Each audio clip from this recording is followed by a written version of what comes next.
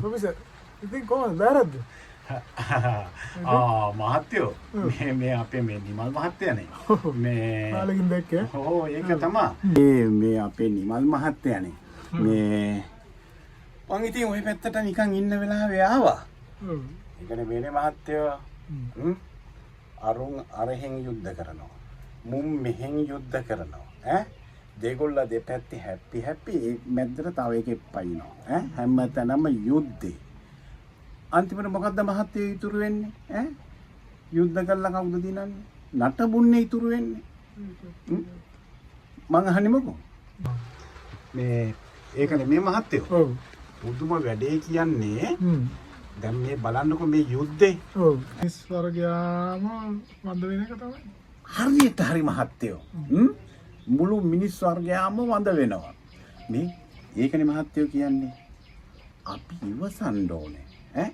ඉවසලා බැරිම තැනක් තියෙනව නේද? අන්න එතනදී අපි ඉවසන්න ඕනේ. එතකොට තමයි අපිට මේවා සාමයෙන් සමගියෙන් විසඳ ගන්න පුළුවන්. හරියටම හරි. අපිට ඉතුරු වෙන්නේ නටබුන් ටිකක් විතරමයි උතනින්. එන්නේ එහා දෙයක් බලාපොරොත්තු වෙන්න බෑ. අන්න හරි. නිමල් මහත්තයාට හොඳටම තේරුණා. ඇයි මුන්ට මේ ඉවසීම කියලා එක තේරෙන්නේ නැත්තේ?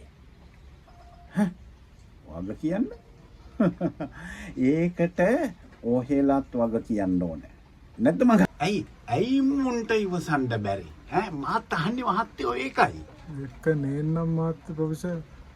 ඇයි මුන්ට ඉවසන්න බැරි? මාත් අහන්නේ ඒකම තමයි. ඇයි මුන්ට ඉවසන්න බැරි? ඒකට ඔහෙලත් වග කියන්න ඕනේ. නැද්ද මග අහන්නේ? ඔහෙලත් වග කියන්න ඕනේ. ඒකට ඔහෙලත් වග කියන්න ඕනේ. ඒකට ඔහෙලත් වග කියන්න ඕනේ. නැද්ද මග අහන්නේ? ඔහෙලත් වග. ඒකට මම වග කියන්නේ මොකටද? මම වග කියන්නේ ඇයි අයිසේ ඔහෙලනේ මේ ඔක්කොම පටන් ගන්නේ. තමුසලට කියන්න පුළුවන්කම කියන්න බෑ. බල්ලා යන්න බල්ලා. ඒ වගකීම බාරගත්තේ නැති නිසා තමයි අද මුන් යුද්ධ කරන්නේ.